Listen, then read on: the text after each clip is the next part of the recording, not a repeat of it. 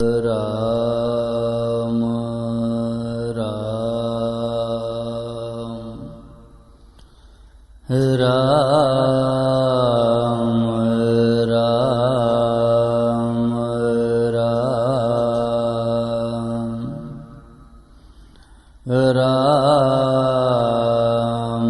राम राम राम। नारायण नारायण। देखो मेरे भाई बहन, श्री परमेश्वर ने हम सभी को ये मानव शरीर दिया, मन बुद्धि दी, बल दिया,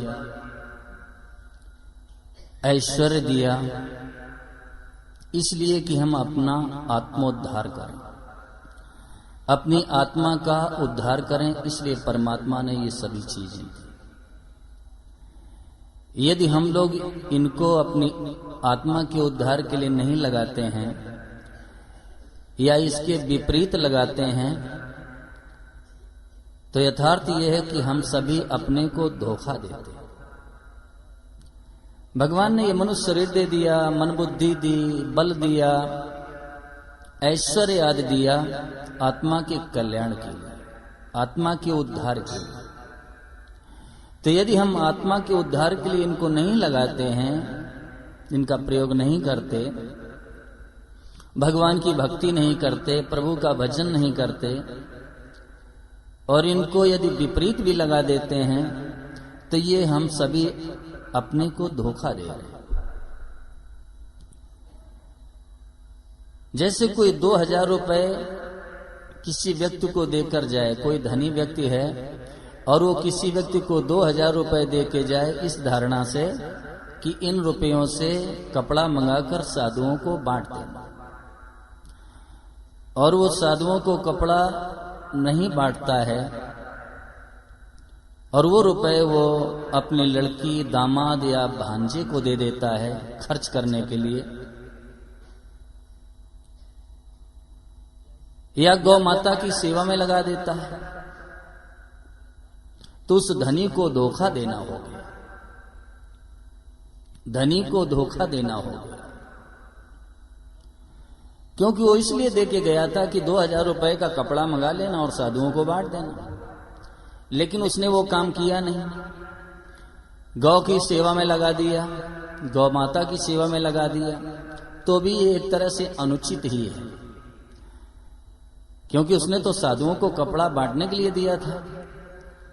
और लड़की, दामाद, भांजे आदि को दे देना उनके स्वार्थ के लिए, ये तो बहुत बड़ा अन्याय हो जाए। इसी तरह परमात्मा ने हम सभी को मानव शरीर दिया, मन दिया, बुद्धि दी, बल दिया, ऐश्वर्य दिया, धन आदि दिया। यदि आत्मा के उद्धार के लिए इनको हम नहीं लगाते तो ये भगवान के साथ विश्वासघात है, ये परमात्मा के साथ विश्वासघात है। जैसे सज्जनों देवता हैं, वो वर्षा के द्वारा हम सभी को अन्न देते हैं, जल देते हैं। यदि देवताओं का दिया हुआ हम उनको नहीं देते, यानी उनका पूजन नहीं करते, यज्ञ नहीं करते, हवन नहीं करते, होम नहीं करते, तो ये चोरी करना है। क्योंकि देवताओं ने जल के माध्यम से, वर्षा के माध्यम से हम सभी को अन्न दिया है, जल दिया है, तो देवताओं का दिया हुआ उनको देना चाहिए, उनका पूजन करना चाहिए, हवन करना चाहिए, यज्ञ करना चाहिए, होम करना चाहिए, और नहीं तो ये चोरी करना है। हम उनका दिया हुआ अपने ऐश में, आराम में, भोग में लगाते हैं, तो ये तो चोरी करना होगा। या यूं समझो जैसे माता पिता हैं, बहुत सारा धन छोड़ करके संसार से चले गए, इस अपेक्षा के साथ कि मेरे जाने के बाद ये मेरा बेटा श्राद्ध करेगा, तर्पण आदि करेगा, और यदि बेटा नालायक है, वो माता पिता का श्राद्ध तर्पण आदि नहीं करता है, तो माँ बाप की जो आत्मा है उस बेटे को दुराशीष देती है। क्योंकि माता पिता इस धारणा से धन छोड़ करके गए थे कि ये कुछ धन हमारे श्राद्ध तर्पण आदि में खर्च करेगा, लेकिन बेटा नालायक निकला और वो माँ बाप का श्राद्ध नहीं करता, तर्पण नहीं करता। तो ये माँ बाप को धोखा देना है, उनके साथ विश्वासघात करना है। तो उनकी जो आत्मा है उस नालायक बेटों को दुराशीष देती है, इस धारणा से किसने 100 रुपए में से 1 भी रुपया मेरे लिए नहीं खर्च किया, तो ये माँ बाप के साथ विश्वासघात करना है। इसी तरह परमात्मा ने ये जो मनुष्य शरीर दिया है, मन बुद्धि धन ऐश्वर्य आदि दिया है, यदि अपने आत्मा के उद्धार के लिए हम इसको नहीं लगाते, भगवान की भक्ति नहीं करते, प्रभु का भजन नहीं करते, तो ये भगवान के साथ विश्वासघात है, परमात्मा के साथ विश्वासघात है। इसलिए हम सभी को ये चाहिए कि अपने उद्धार के लिए सतत प्रयत्नशील हैं। श्रीमद् भगवद गीता के 6 अध्याय के 5वें श्लोक में भगवान ने कहा, उद्धरेद आत्मनात्मानम नात्मानम अवसादेत आत्मयो बंधुरात्मयो रिपुरात्मनो। परमात्मा ने कहा कि मनुष्य को अपना उद्धार करना चाहिए, पतन नहीं करना चाहिए, क्योंकि मनुष्य स्वयं ही अपना मित्र है और स्वयं ही अपना शत्रु है। इसलिए मनुष्य को अपना उद्धार करना चाहिए, अपना पतन नहीं करना चाहिए। अपने कल्याण के लिए, अपने उद्धार के लिए सतत प्रयत्नशील रहना चाहिए, हमेशा प्रयास करना चाहिए कि हमारा उद्धार कैसे हो, कल्याण कैसे हो, हम दुखों से कैसे छूटें, ये प्रयास सदैव करना चाहिए। क्योंकि मेरे भाई बहन, ये बहुत सुंदर मौका मिल गया है। मानव शरीर, ये मनुष्य शरीर में ही संभव है, क्योंकि मानवेतर जो प्राणी है, मनुष्य के अलावा जो प्राणी है वो सब भोग योनि है, और ये जो मनुष्य योनि है ये साधन योनि है, और इसी को कर्म योनि भी कह दिया गया है। इसलिए अपने उद्धार के लिए, कल्याण के लिए निरंतर प्रयास करना चाहिए, सतत प्रयास न करना चाहिए। बस सच्चे हृदय से परमात्मा में लग जाए।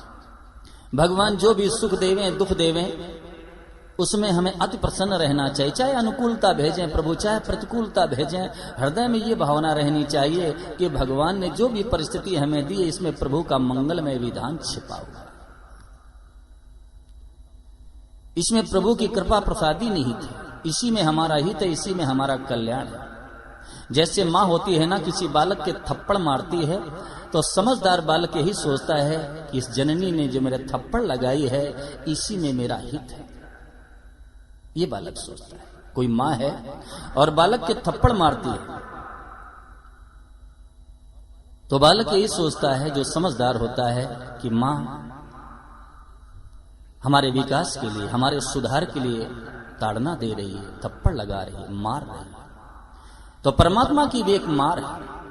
उस मार की तरफ अगर भक्त की नजर चली जाए मेरे भाई बहन, तो मैं सच कहता हूं, आनंद ही आनंद हो जाएगा, प्रसन्नता ही प्रसन्नता जीवन में रहेगी, उद्धार हो जाएगा, कल्याण हो जाएगा। मार की तरफ यदि नजर चली जाए, भगवान की मार क्या है? अचानक बेटा मर गया, पिता का निधन हो गया,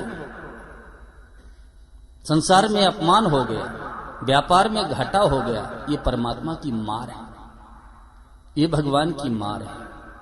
जैसे जननी होती है, माँ होती है, बालक के थप्पड़ मारती है ना, तो उसमें विशेष कृपा होती है, विशेष कृपा होती है। ऐसे परम प्रभु परमात्मा की ये मार है, और इस मार की तरफ यदि भक्त की नजर चली जाए ना, तो सदैव वो खुश रहेगा, प्रसन्न रहेगा। ये मार है भगवान की। अचानक पिता का निधन हो गया, ये तो परमात्मा की मार है, मार। इस रहस्य को जो समझ लेते हैं ना, उनकी जिंदगी में कभी दुख आ ही नहीं सकता है। इस रहस्य को जो समझ लेते हैं, परमात्मा के इस रहस्य को जो समझ जाते हैं ना, उनके जीवन में दुख आने का कोई कारण ही नहीं, कभी उनको दुख होगा ही नहीं।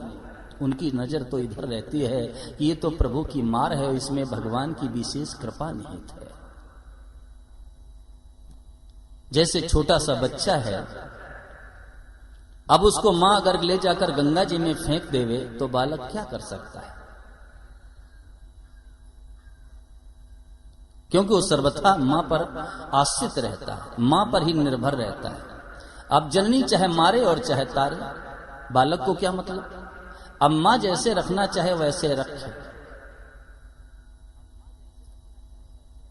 मां होती है, बालक के फोड़ा हो जाता है, डॉक्टर को बुला लेती है, चीड़ा लगवा देती है, बालक चिल्लाता है, रोता है, लेकिन बालक के रोने की तरफ मां की नजर नहीं जाती, दृष्टि नहीं डालती, क्योंकि वो ये सोचती है ये निरोग हो जाए, ये सुखी हो जाए, इसका दुख दूर हो जाए। इसलिए जननी उस पीर को, उस पीड़ा को नहीं गिनती है, वो ऑपरेशन करा देती है, क्योंकि वो बच्चे को सुखी देखना चाहती है, बच्चे का दुख दूर करना चाहती है, इसलिए वो ऑपरेशन करवा देती है। तो जब दयालु मां की ये दशा है, तो जब परम दयालु परमात्मा है, वो जो भी परिस्थिति देवें, अनुकूलता देवें चाहे प्रतिकूलता देवें, धारणा ये रखे कि इसी में भगवान का मंगलमय विधान है, इसी में हमारा हित है, इसी में हमारा कल्याण है। हमें तो सर्वथा भगवान के ऊपर निर्भर हो जाना है, सर्वथा परमात्मा के ऊपर निर्भर हो जाए। वो जैसे रखें वैसे रखना है, रहना है। जाई विधि राखे राम ताई विधि रहिए, और सीताराम सीताराम सीताराम कहिए।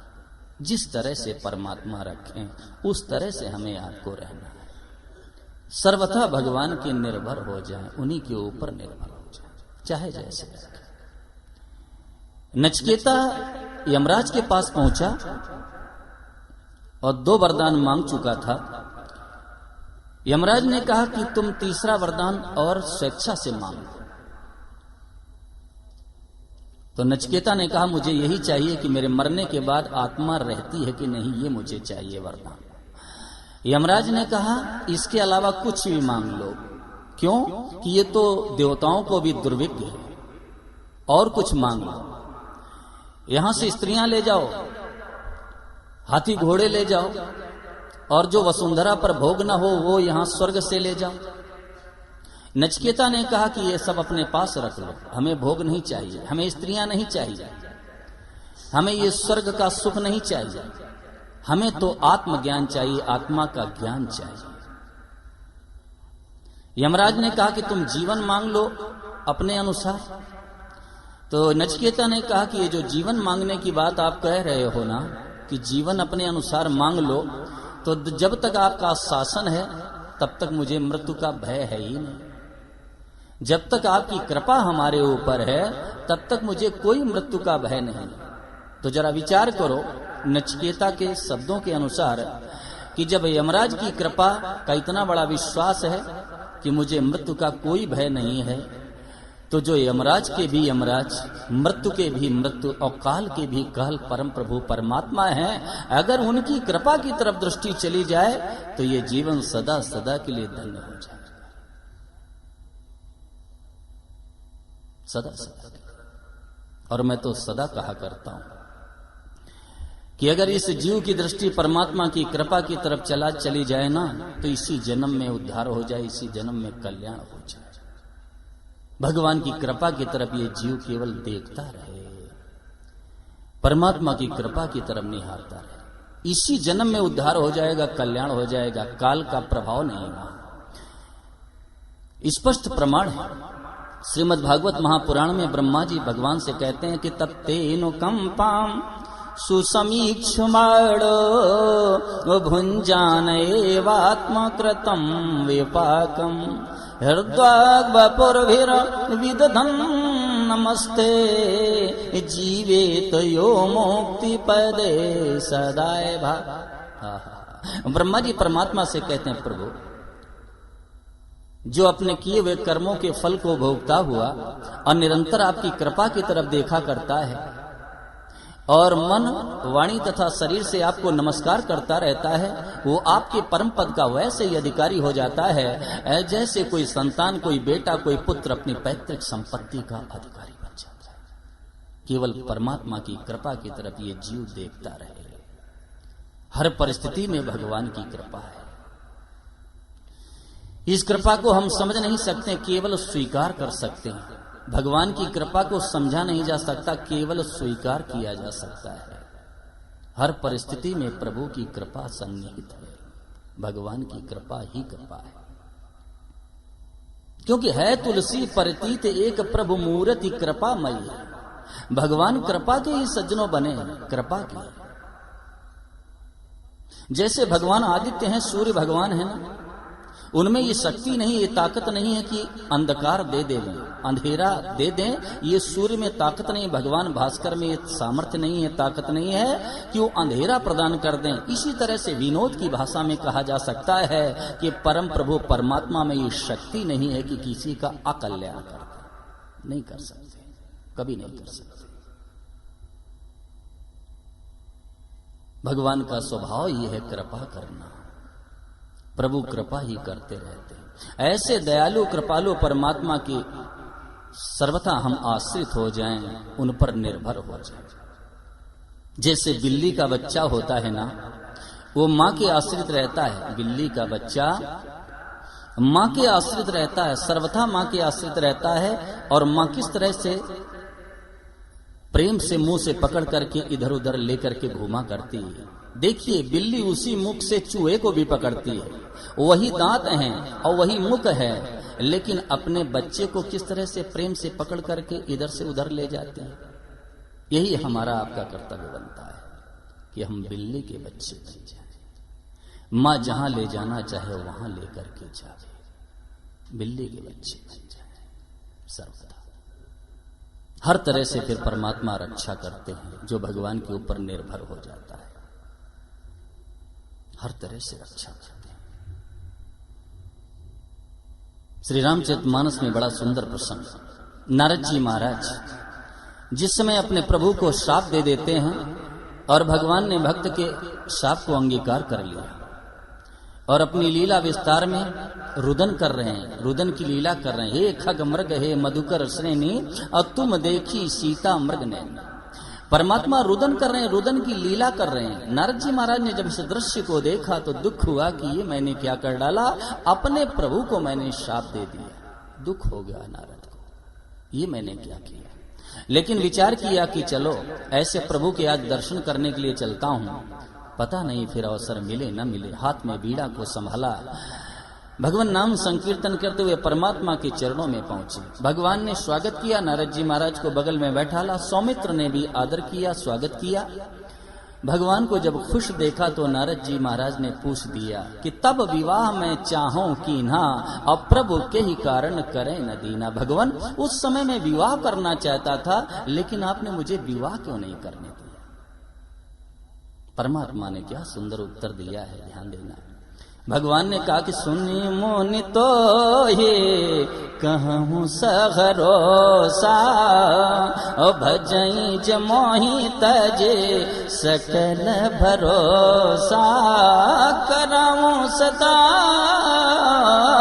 करहूँ सदा तीन कर रखवारी, जिमि बालक राखई महतारी, जिमि बालक राखई महतारी। भगवान ने कहा नारद जी, मैं नाराज नहीं हूं। सुन मुन तो ही कहूं सहरोसा, मैं प्रसन्नता के साथ तुमसे कहता हूं कि भजई जे मोहि तज सकल भरोसा। जो सारे भरोसे त्याग करके परिवार का, कुटुंब का, जमीन जायदाद का, मकान दुकान का, स्त्री पुत्र का, शरीर का, सबका आश्रय छोड़ करके सर्वथा मेरी शरण में आ जाते हैं। करूं सदा तिनके रखवारी, जिमि बालक राखई महतारी। भगवान कहते हैं मैं उसी तरह से उनकी रक्षा करता हूं जैसे कोई जननी, कोई माँ होती है ना, वो अपने छोटे बच्चे की रक्षा करती है। छोटा सा बच्चा है, उसकी रक्षा माँ किस तरह से करती है, कहीं आग की तरफ ये न चला जाए। थोड़ी देर के लिए बालक इधर से उधर हो जाता है, माँ व्याकुल हो जाती है, मेरा बेटा कहाँ गया, मेरा लाल कहाँ गया, मेरा पूत कहाँ गया।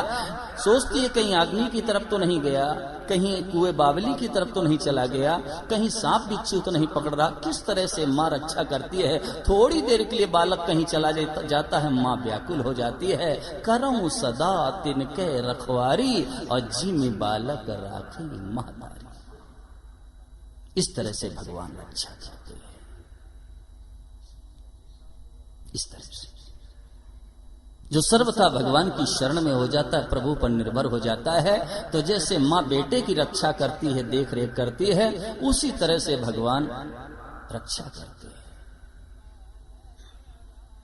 लेकिन सज्जनों, ये जो संसार की माँ है, संसार की जननी है, इसके द्वारा तो अमंगल भी हो सकता है, लेकिन जो अनंत कोटि ब्रह्मांड जननी परमात्मा है, उनके द्वारा हमारा आपका अमंगल कभी हो सकता ही नहीं, कभी नहीं हो सकता। ये संसार की माँ के द्वारा तो अमंगल भी संभव है, क्योंकि ये माँ सर्वज्ञ नहीं है, अल्पज्ञ है।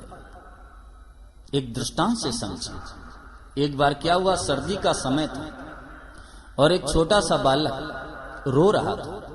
तो माँ ने विचार किया कि बच्चा बहुत रो रहा है, लगता है इसको सर्दी महसूस हो रही है। तो माँ ने क्या किया, सारे कपड़े पहना रखे थे, जितने कपड़े थे सब तो पहना ही दिए थे, लेकिन सोचा कि इसके सिर में सर्दी लग रही है, कानों में सर्दी लग रही है, इस धारणा से माँ ने टोपा लिया। पहले माताएं टोपा बनाती थी, ऐसे बच्चे के सिर पर लगा देती, यहाँ डोरी बांध देती थी। तो माँ ने क्या किया, टोपा उठाया कि बालक के सिर में लगा दूं, इसके कान बंद हो जाएं, सर्दी से ये रो रहा है, इसको सर्दी लग रही है। तो माँ ने टोपे को उठाया और सिर पर रख दिया और डोरी को बांध दिया। बच्चा रोने लगा। तो जैसे बालक रोया तो माँ ने कहा, चुप हो जा मेरे लाल, चुप हो जा, चुप हो जा। तो बालक और रोया। तो माँ ने और थप्पड़ लगाई कि बालक चुप से कहा, चुप हो जा मेरे बेटे, चुप हो जा। बालक और रोने लगा। माँ ने फिर पुचकारा कि मेरे लाल चुप हो जा बेटा, चुप हो जा। ऐसे मारते मारते बच्चा मर गया, बालक मर गया। और जब बच्चा मर गया तो माँ ने विचार किया क्या हो गया। तो ये डोरी खोली और टोपे को जैसे सिर से बाहर निकाला तो क्या देखा कि उस टोपे में बिच्छू बैठा है। टोपे में बिच्छू बैठा था और माँ ने सिर पर लगा दिया बालक के और डोरी बांध दी, और जितने बार हाथ मारती उतने बार बिच्छू डंक मारता। बालक का कोमल बदन बिच्छू का विष चढ़ता गया, अंत में वो बालक मर गया। निवेदन इस क्रम में इतना है कि ये जो संसार की माँ है, जगत की जननी है, ये अल्पज्ञ है, उसको पूरा ज्ञान नहीं है। तो संसार की माँ के द्वारा हमारा आपका अमंगल हो सकता है, लेकिन अनंत कोटि ब्रह्मांड जननी जो परमात्मा है, उनके द्वारा हमारा आपका कभी अमंगल हो ही नहीं सकता। वो सर्वज्ञ है, वो सर्वज्ञ है परमात्मा। भगवान में तीन विशेषताएं हैं सच्ची। भगवान सर्वज्ञ हैं, परमात्मा दयालु हैं और भगवान समर्थ हैं। दोबारा सुनो, भगवान सर्वज्ञ हैं, प्रभु दयालु हैं और भगवान समर्थ हैं।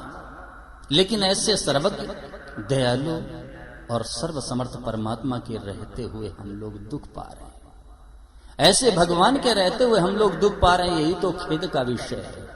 यही तो खेद का विषय है कि प्रभु के रहते हुए, अपने अंशी के रहते हुए, अपने असली माता पिता के रहते हुए हम लोग दुख पा रहे हैं। इसका मूल कारण है हम प्रभु से विमुख हो गए, भगवान से विमुख हो गए, इसीलिए तो दुख मिल रहा है, इसीलिए जीवन में संताप है, इसीलिए अशांति, इसीलिए जलन है। अगर ये जीव परमात्मा की तरफ कदम बढ़ा दे, भगवान का वर्ण कर ले, तो सदा सदा के लिए जीवन से दुखों का अंत हो जाएगा। इसमें शंका का लेश मात्र भी स्थान नहीं।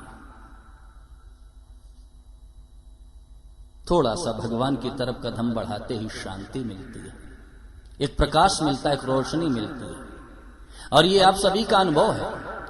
प्रातःकालीन इस कार्यक्रम में आप लोग इतनी संख्या में उपस्थित हो, इस बात का ये प्रमाण है कि आपके जीवन में शांति मिली है आपको। और नहीं तो क्यों आ जाते सुबह इतनी संख्या में? विचार करो। ये जीव जितना जितना संसार की तरफ कदम बढ़ाएगा, उतना उतना ये अशांत रहेगा और इसका पतन हो जाएगा। और जितना जितना ये भगवान की तरफ कदम बढ़ाएगा, प्रभु की तरफ चलेगा, उतने इसके जीवन में शांति रहेगी और इसका विकास हो जाएगा, उत्थान हो जाएगा। ये यथार्थ है, सच। केवल भगवान की तरफ श्रद्धा और विश्वास के साथ चलने की आवश्यकता है। भगवान की तरफ हम कदम बढ़ा दें, बस इतना दायित्व हमारा आपका है। हम लोग भगवान से विमुख होकर के दुख पा रहे हैं, परमात्मा से विमुख हो गए, इसीलिए दुख पा रहे हैं, इसीलिए दुख पा रहे हैं। भगवान के स्वभाव की तरफ नजर चली जाए ना, परमात्मा के स्वभाव की तरफ दृष्टि चली जाए, तो ये आसानी से मनुष्य भगवान की शरण में जा सकता है। भगवान का स्वभाव, परमात्मा के स्वभाव की तरफ नजर डालो। सज्जनों, महापुरुषों से एक बहुत बढ़िया बात मुझे मिली है, वो आपके सामने रख रहा हूं कि हमें आपको अपने कर्मों की तरफ नजर नहीं डालनी है, हमें तो भगवान के स्वभाव की तरफ दृष्टि डालनी है।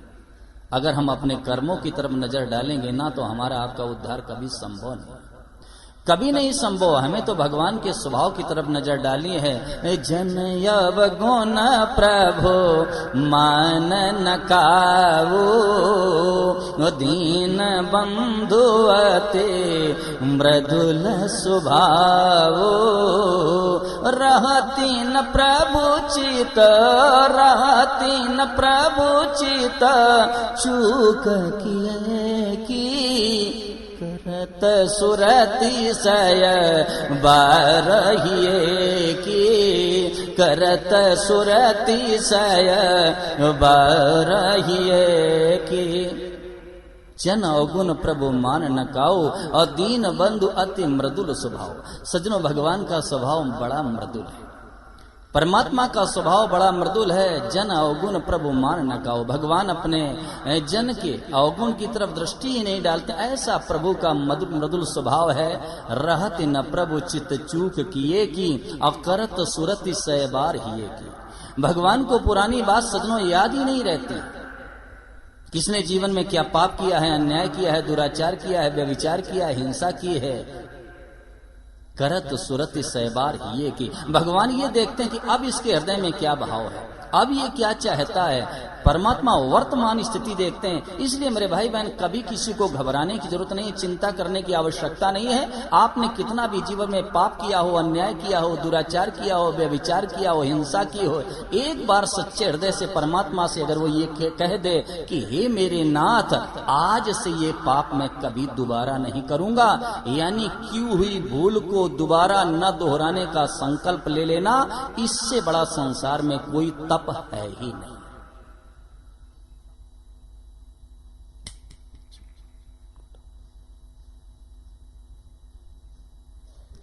की हुई भूल को दोबारा न दोहराने का संकल्प ले लेना, इसके समान संसार में कोई तप नहीं। एक बार सच्चे हृदय से गोविंद के चरणों में बैठ करके अगर ये कह दे कि हे मेरे प्यारे केशव, आज से ये पाप मैं कभी नहीं करूंगा, तो भगवान को पुरानी बात याद नहीं रहती है, भगवान वर्तमान स्थिति देखते हैं।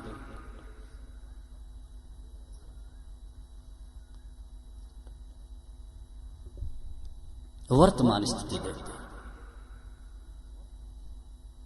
ये अब क्या चाहता है ये देखते हैं। इसलिए कभी किसी को चिंता करने की आवश्यकता नहीं, घबराने की जरूरत नहीं है। बस सच्चे हृदय से भगवान के ऊपर निर्भर हो जाए, परमात्मा के स्वभाव की तरफ नजर डाले, अपने कर्मों की तरफ दृष्टि नहीं डालनी है, भगवान के स्वभाव की तरफ। चैतन्य महाप्रभु गौड़ी संप्रदाय में हुए, 12 वर्ष तक भगवान के लिए रोते ही रहे, रोते ही रहे। 12 वर्ष तक परमात्मा के लिए रुदन ही करते रहे चैतन्य महाप्रभु। उनके प्रिय शिष्य हुए सनातन। सनातन को उपदेश देते हुए चैतन्य महाप्रभु ने भगवान के स्वभाव के बारे में कहा कि भक्त वत्सल, कृतज्ञ, समर्थ, वदान्य। चैतन्य महाप्रभु सनातन से कहते हैं कि भगवान का स्वभाव कैसा है, ध्यान दो। चैतन्य महाप्रभु ने कहा कि भक्त वत्सल, कृतज्ञ, समर्थ, वदान्य। चैतन्य महाप्रभु कहते हैं कि परमात्मा भक्त वत्सल है। जैसे कोई छोटा सा बच्चा है किसी माँ का, और अचानक वो नाली में गिर जाए, कीचड़ से सन जाए, और बालक माँ माँ माँ कह के पुकार रहा है, तो जननी तो दौड़ करके जाती है, बालक को गोद में उठा लेती है, उसके कीचड़ की तरफ उसकी दृष्टि नहीं जाती है, अब बस साड़ी के आंचल से पोंछ करके लाड दुलार करती है, चुम्बन लेती है, स्तन्यपान करा करके, और मेरे भाई बहन उसकी पीड़ा को शांत कर देती है। इसी तरह परमात्मा का स्वभाव है। जिस समय भक्त आर्त होकर के, कातर होकर के भगवान को पुकारता है कि हे मेरे प्यारे गोविंद, मैं अपने उद्योग से, अपने पुरुषार्थ से अपना कल्याण उद्धार नहीं कर सकता, आर्त होकर के प्रभु को जब भक्त पुकारता है ना, तो भगवान फिर उस पापी के असीम पाप राशि की ओर नजर ही नहीं डालते हैं, भगवान तो बस उसको गोद में उठा लेते हैं और अपना चरणामृत पान करा करके उसकी त्रिताप ज्वाला को सदा सदा के लिए शांत कर देते हैं। जैसे कोई माँ बालक के कीचड़ की तरफ नजर ही नहीं डालती, वो तो बस गोद में संभाल लेती है और साड़ी के आंचल से पोंछ करके और स्तन में पान कराती है। इसी तरह परमात्मा का स्वभाव है।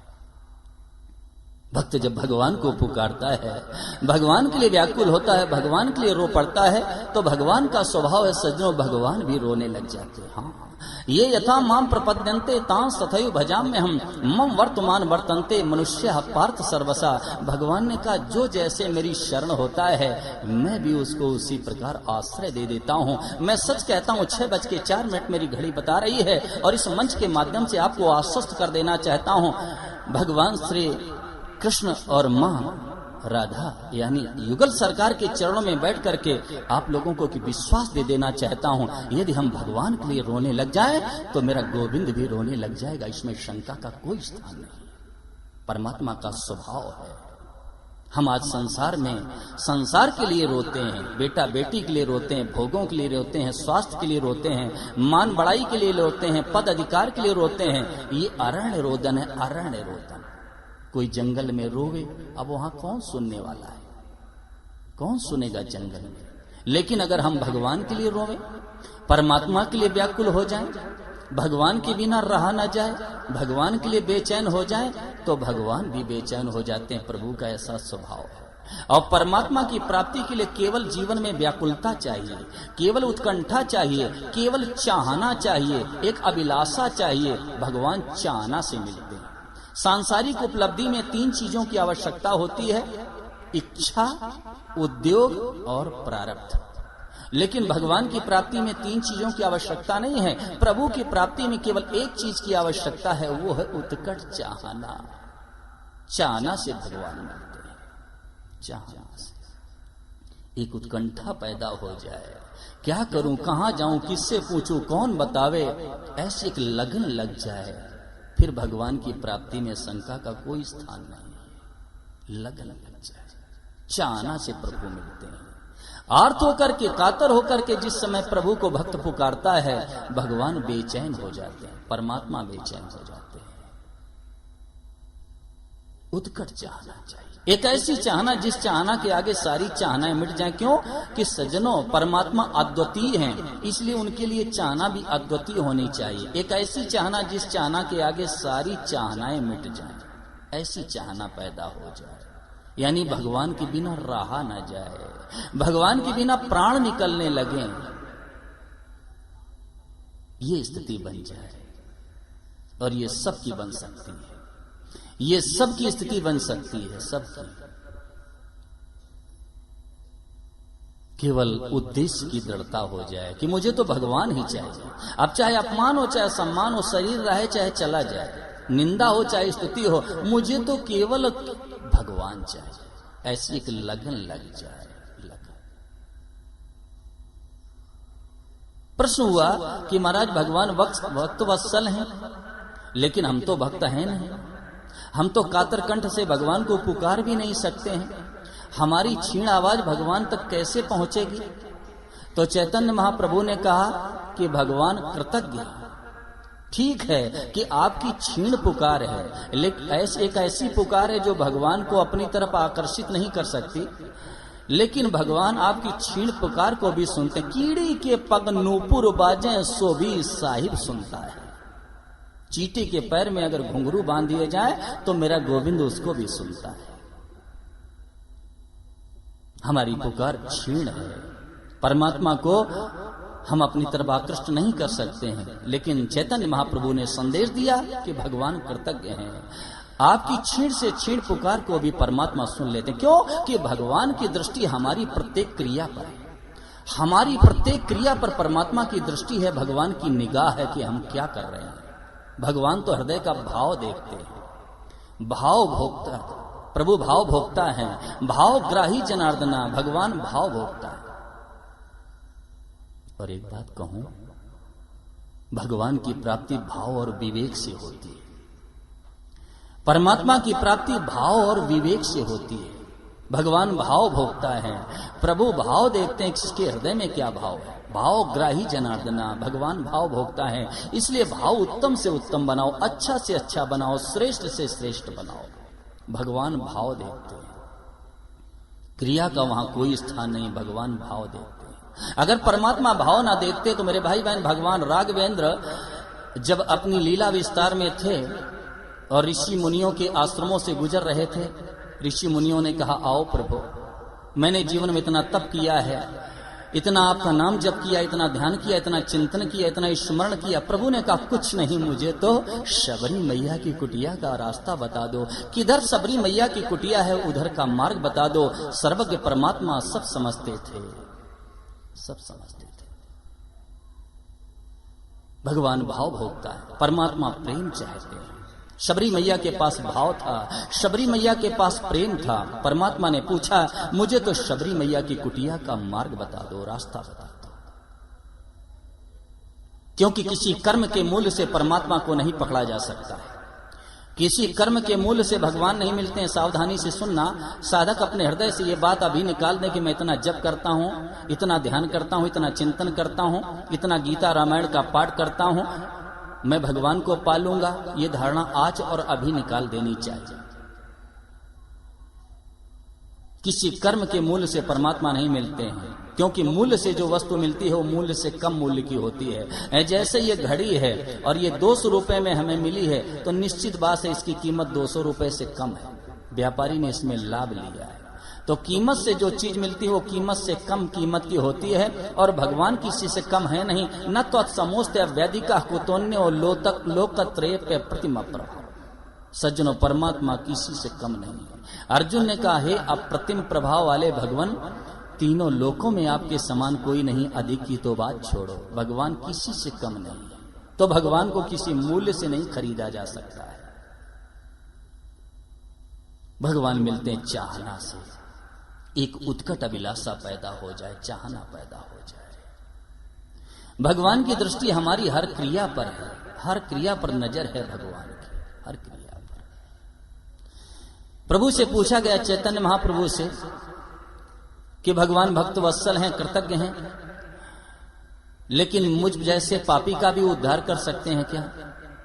मुझ जैसे का भी कल्याण भगवान कर सकते हैं क्या? तो भगवान ने कहा कि चैतन्य महाप्रभु ने कहा कि भगवान समर्थ हैं, उनके लिए अधिकारी अनाधिकारी का कोई प्रश्न ही नहीं पैदा होता है। भगवान तो समर्थ हैं, सर्व समर्थ हैं, वहां अधिकारी अनाधिकारी का कोई प्रश्न ही नहीं है, कोई प्रश्न नहीं। अधिकारी हो चाहे अनाधिकारी,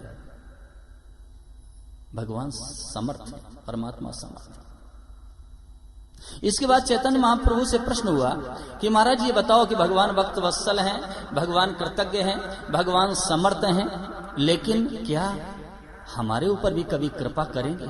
मुझ जैसों के ऊपर भी कृपा भगवान कर सकते हैं? तो चैतन्य प्रभु ने कहा, महाप्रभु ने कह दिया कि वदान ने भगवान वदान ने। जैसे संसार में आप देखते हैं कोई धनी आदमी है, करोड़पति आदमी है, और एक कोई गरीब है, उसकी तरफ उसकी दृष्टि है, धनी की, करोड़पति की, और उस स्थिति को जानता है, उस कंगाल की स्थिति को वो जानता है और दूर करने की क्षमता भी रखता है, लेकिन कृपणतावश उस कंगाल के और उस स्थिति के प्रति उसकी सद्भावना नहीं है, उसको दूर नहीं करता वो, कृपणतावश। लेकिन मेरे भाई बहन, प्रभु का प्रतिदान बड़ा ही विलक्षण है, भगवान का प्रतिदान बड़ा विलक्षण है। एक तुलसी दल से, एक तुलसी का दल और चुल्लू भर जल से भगवान अपने को बेच दिया करते हैं। परमात्मा का ऐसा स्वभाव है, बेच देते हैं भगवान।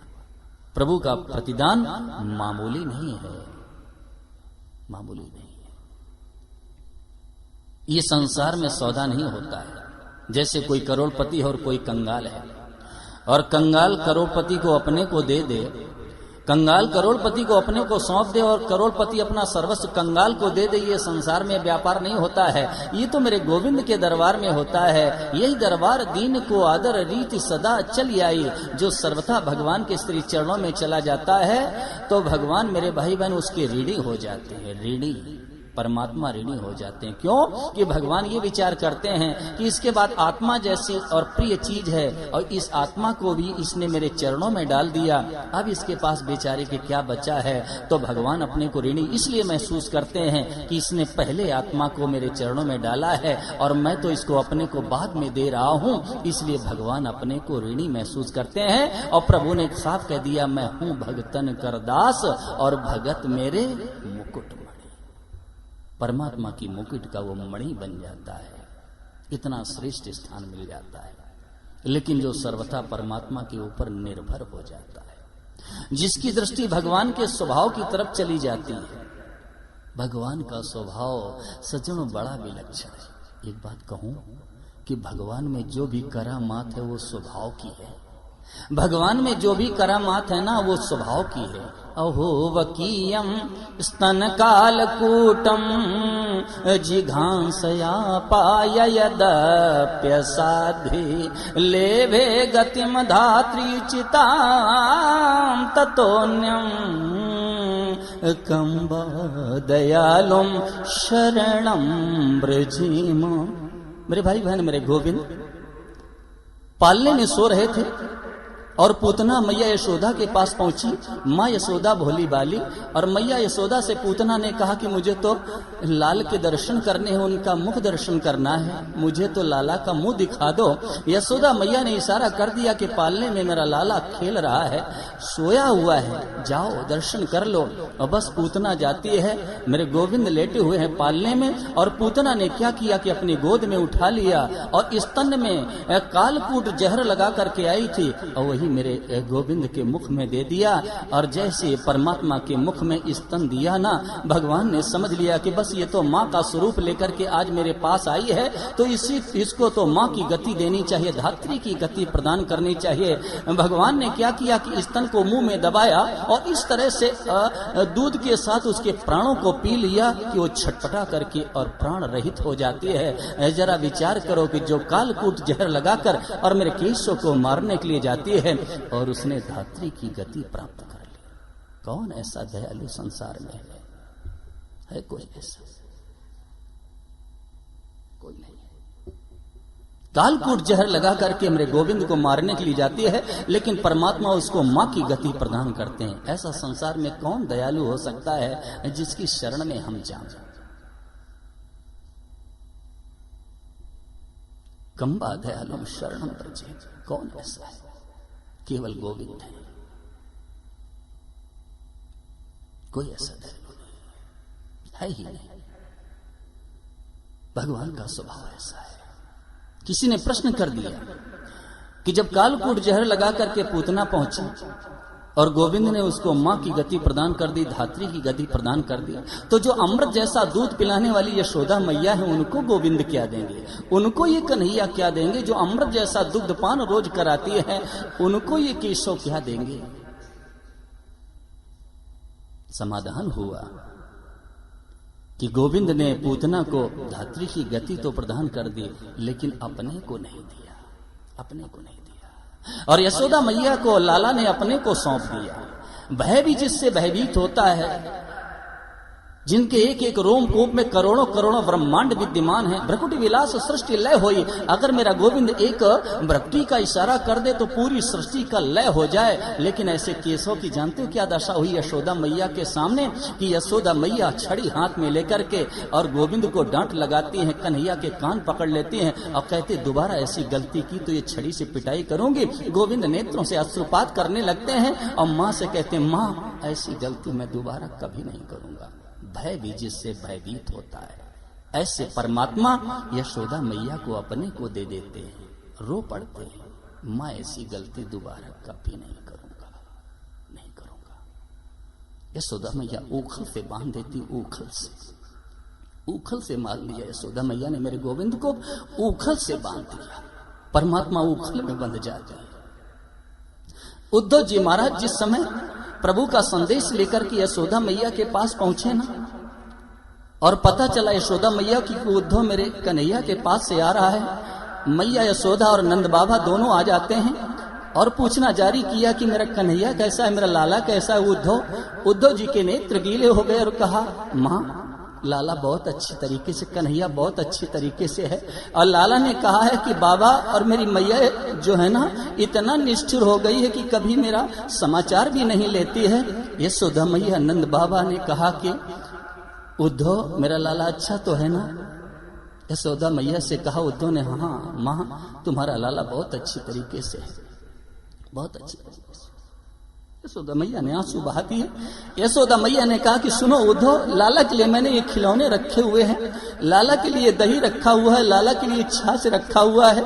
मेरा लाला तो कभी आता ही नहीं है उद्धव। मेरा लाला चाहे जहां रहे, लेकिन जहां रहे वहां सुखी रहे। जरा बताओ तो उद्धव मेरा लाला कभी आएगा।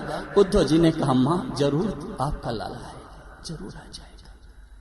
यशोदा मैया रो करके कहने लगी उद्धव मैंने अपने लाला के हाथ बांध दिए थे, मैंने अपने लाला के हाथ बांध करके ऊखल में उसको बांध दिया था। आज यशोदा मैया को अपने किए हुए पर पश्चाताप होता है। ये मैंने क्या किया, लाला को बांध दिया ऊखल में। ये सब परिणाम किसका है? ये परिणाम है सर्वथा भगवान के ऊपर निर्भर हो जाने का। जब यशोदा मैया ने लाला को अपने को दे दिया तो लाला ने अपना सर्वस्व न्योछावर कर दिया यशोदा मैया के ऊपर।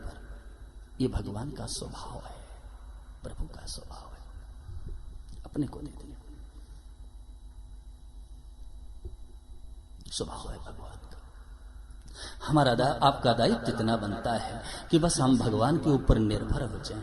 हे मेरे नाथ, मैं केवल आपका हूं और केवल आप हमारे हो। ये सूत्र जीवन में उतर जाए।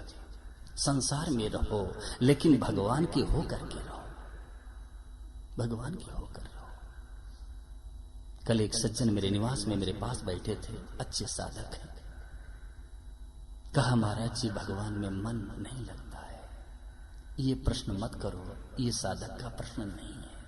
ये साधक का प्रश्न नहीं है कि भगवान में मन नहीं लगता, ये साधक का प्रश्न है ही नहीं। ये प्रश्न मत करो, भगवान पर विश्वास करो, भगवान के स्वभाव की तरफ नजर रखो। ये साधक का कर्तव्य है। जो चीज हमें रुचिकर लगती है और जो हमारी जीवन की चाहना होती है, जो हमारी जिंदगी की आवश्यकता होती है, मन वहां स्वतः चला जाता है। ध्यान दो, जो चीज आपको संसार में रुचिकर लगेगी, जिसकी चाहना होगी और जिसकी आवश्यकता आप जीवन में महसूस करोगे, मन वहां स्वतः चला जाता है। जीवन में भगवान की चाहना पैदा करो, भगवान की हो करके संसार में रहो। और फिर मन न लगे तो कहो, भगवान की हो करके जब आप जगत में रहोगे तो मन स्वतः भगवान में लग जाएगा, फिर हटाने से भी नहीं हटेगा। भगवान की होकर रहो जगत में, फिर भगवान में मन लगेगा। परमात्मा के स्वभाव की तरफ नजर डालो, अपने कर्मों की तरफ दृष्टि नहीं रखनी है। भोक्तारम यज्ञ तपसाम सर्वलोक महेश्वरम स्वर्दम सर्वभूतानाम ज्ञात्वा माम शांति मृच्छति। श्लोक नहीं, ये अमृत है। श्रीमद् भगवद गीता के 5वें अध्याय का 29वां श्लोक है। भगवान के वचन, अर्जुन मैं सभी योग्यों का भोक्ता हूं और सभी लोगों का महान ईश्वर हूं। स्वर्दम सर्वभूता नाम, और मैं सभी प्राणियों का सूरद हूं। भगवान कहते हैं मैं सभी प्राणियों का सूरद हूं। सूरद का आशय होता है अकारण जो हमारे ऊपर दया करे और अकारण जो हमसे प्रेम करे, उसको सूरद कहते हैं। भगवान हमारे आपके ऊपर अकारण दया करते हैं और अकारण हमसे आपसे प्रेम करते हैं, तो भगवान तो सूरद हैं। आगे प्रभु ने कहा ज्ञात्वा माम शांति मृच्छति, ऐसा जो जान लेता है वो शांति को प्राप्त हो जाता है। तो ध्यान देना, ऐसा जान लेने के बाद ये नहीं कि फिर वो भजन करेगा, प्रभु का चिंतन करेगा, ध्यान करेगा ना, फिर तो वो भगवान के दरबार में धरना दे देता है, प्रभु की शरण में चला जाता है। और जो भगवान के दरबार में धरना दे देता है वो सज्जनों कभी खाली नहीं रहता है, कभी खाली नहीं रहता है। प्रभु की शरण में कोई चला जाए और फिर वो खाली रह जाए, कभी संभव ही नहीं है। फिर वो भक्त है ना, वो भगवान के स्वभाव को जान लेता है, भगवान के प्रभाव को जान लेता है, भगवान के गुणों के बारे में जान लेता है, भगवान की लीलाओं के भी बारे में जान लेता है। क्योंकि मामेओ ये प्रपद्यन्ते माया मेताम तरन्ते। भगवान ने कहा जो मेरी शरण में आ जाता है वो मेरी माया को उतर जाता है, उतर जाता है। और जो भगवान के स्वभाव को जान लेता है प्रभु के प्रभाव को जान लेता है, भगवान के गुण और ऐश्वर्य के बारे में जान लेता है, भगवान की लीलाओं के बारे में जान लेता है, सज्जनों फिर भगवान उससे छिप नहीं सकते। ध्यान देना, उससे फिर परमात्मा छिप नहीं सकते। यो माम पश्यति सर्वत्र और सर्वम च मयि पश्यति तस्याहम न प्रणश्यामि सच में न प्रणश्यति। भगवान ने कह दिया कि जो सब जगह मुझे देखता है और सब में मुझे देखता है वो मुझसे नहीं छुप सकता और मैं उससे नहीं छुप सकता हूं। वो मुझे देखता रहता है और मैं उसको देखता रहता हूं। भगवान उससे कभी नहीं छुप पाते। भगवान भक्त से आज तक छुप पाए ही नहीं। परमात्मा भक्त से आज तक कभी छुप सके ही नहीं, क्योंकि वो हर जगह जब भगवान को देखता है तो भगवान छिपेंगे कहां जाके? विचार करो, कहां जाएंगे भगवान? परमात्मा को वो देखता रहता है, वो भगवान उसको देखते रहते हैं, एक दूसरे को देखते रहे। यही तो भक्त और भगवान का आपस में मेरे भाई बहन प्रेम का आदान प्रदान हुआ करता है इसी तरीके से।